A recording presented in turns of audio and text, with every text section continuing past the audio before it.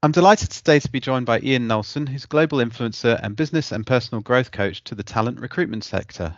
Thanks for taking the time to join us today, Ian. Hi, Joe. No problem at all. Good to speak to you. Good to see you again. Yes, you too. Could you just start by telling us a little bit about yourself, please? As you say, I'm a business and growth coach. I also do executive coaching across the talent and recruitment sector, right across the world, actually. So that's a bit about what I do currently, but my background is I've got 36 years working in the talent recruitment space, ending my years in the corporate world 10 years ago working for Hayes, doing managed service, outsourced contracts. And in the last 10 years, I've been working in this space now, coaching in 40, 50, 60 businesses in all sectors. I think the future of the world of work and the future of talent and talent acquisition, I mean, in the UK, I have the figures to hand. So I think we are currently experiencing 1.7 million vacancies advertised. I think it was 1.2 in September. I predict that in January, it'll be even greater than that. Those numbers are higher than they have ever been in recorded history. And the same is replicated, as I say, with people I'm speaking to in Australia, in the US, in Europe, although there are some uncomfortable noises as we speak coming out of Europe at the moment. So we don't know where the European economy is going to go over the next 3 months, but we'll have to wait and see. In terms of the topics, the big things that are changing are workplace transformation. There are a whole raft of trends, work from home. I mean, the world of work is changing. You've then got all of the technology changes. You've got automation and augmentation. And one of the big topics for me is the fractionalization of work. Fractionalization of work is how you take a job role and you break it up into the things that people can automate. So if we take a paralegal, there are, searching through cases can be automated using artificial intelligence. That element of a paralegal's role may disappear, but there are elements where they have to physically do stuff in terms of serving court papers, going to courts, that sort of thing. They may need to do that unless the court process changes. So when you fractionalize jobs, you take the bits out of it that can be automated. If I'm honest with you, Joe, I think the trends that are happening now and will become endemic within the next 3 years. I think given where the world has been in the last 12, 18 months, I think it's almost impossible to predict what's going to happen in 5 years' time. But I think in the next 3 years, I can tell you the sorts of things that we're going to come up against. So I think work from home is obviously a massive one. So work from home is now a global thing, and that changes the landscape and map of the UK and of the world. And there are some phenomenal numbers. 87% of people earlier this year were quoted in surveys saying they wanted more flexibility and life balance. And we talked earlier a minute ago about Cisco. I worked with them. An interesting fact about Cisco is 38% of all the people that work for them work in different locations than their manager. 47% collaborate with colleagues in different time zones. And 61% believe they do not need to be in the office to be productive.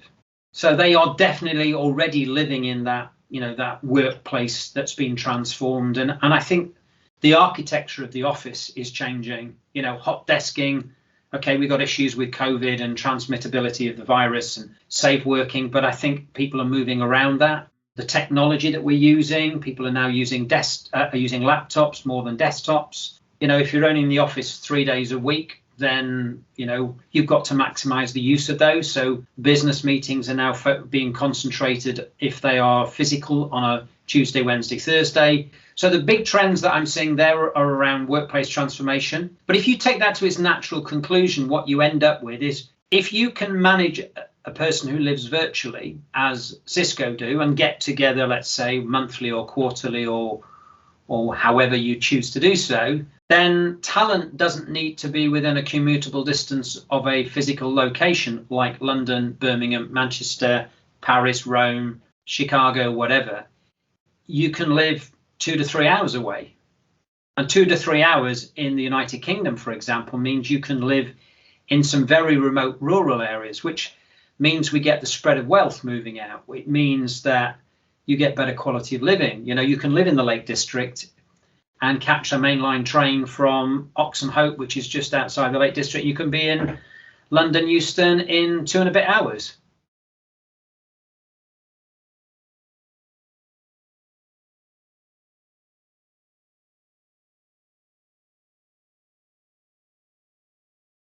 I think all of the large corporates are moving in that direction. I mean, there was a bank this week, and I've forgotten the name, I'll have to go and look it up, who have recently said that they are going to go down to 4 days a week. I mean, 4 days a week, and they're paying people, by the way, the same money that they were being paid last week.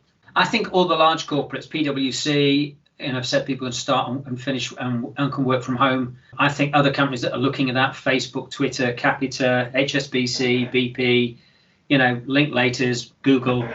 And I think there are lots and lots and lots of small businesses that I work with and coach around the globe. Okay, let's bring it back to Analytica. Analytica a couple of years ago did a rank of the top 100 people in the world who talk about the topic we're discussing, the future of talent, the future of recruitment. Good old Megan Biro, she's in the United States. I follow her. And funnily enough, she had a lady on a podcast who I'm fascinated with. Now, you're going to ask me what her name is in a minute, and I'm going to struggle. But her name is Dr. Nadia. She's from Kazakhstan. I can't pronounce her surname because it's got far more consonants than vowels in it. And she is known as the reinvention queen. And the reason I follow her, and I'll give you something that's fascinating. So what did Dr. Nadia and her team have done? And I think she's a professor at one of the universities, maybe Stanford or Harvard. And what they did was they did some research and they identified that the average business model for a company lasted in the 20th century, 70 years. What she's and her team have observed is now that we've moved into the new millennium, in the last 20 years, the average business model is lasting about 10 years.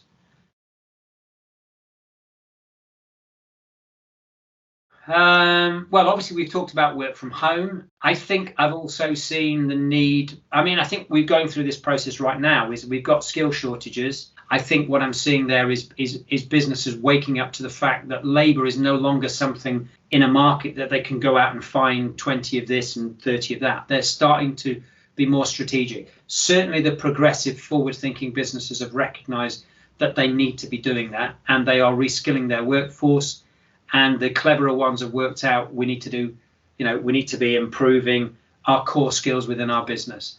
The other thing we have is national debts, I think, are significant, not just small, they are massive. And I think that's a big problem for a number of companies and businesses. And I think that's going to see the world being challenged, I think. The corporate and we've already seen it with this new tax that's being put across the world, where the minimum tax threshold for corporation and corporates will be 15%. That was agreed by the G7 and the G20 a few weeks ago. Well, yeah, I mentioned digital transformation. To be honest with you, that's just a melting pot where all these things come together. And as people, employment is our primary source of income at the moment in the current world. Although, you talk about topics that interest me, I'm fascinated with models that are being experimented in Scandinavia, where you are giving people a minimum guaranteed level of income, which is above what we've got in the UK at the moment. And I think there is a thought that we'll move to a world in which we work 4 days a week. And I think we're more or less, we're halfway there already, because people are only going in the office 3 days a week, and they've got a finite number of hours they're expected to work each week. So people, if they want to, can cram those days into 4 days. I certainly have changed my working pattern. I try not to work on a Friday, but I'm happy to work longer hours Monday to Thursday to accommodate my Friday. I think the other thing, so we talk about digital transformation, we've talked about work patterns, and obviously, climate change. I think we have the solutions to a lot of the world's problems. We are discovering renewables. We could create enough wind power to basically create water wherever we needed it, so we could rehydrate parts of the world where there is no water. We could create an abundance of cheap electricity over the next 10, 20 years. I think that's going to happen anyway.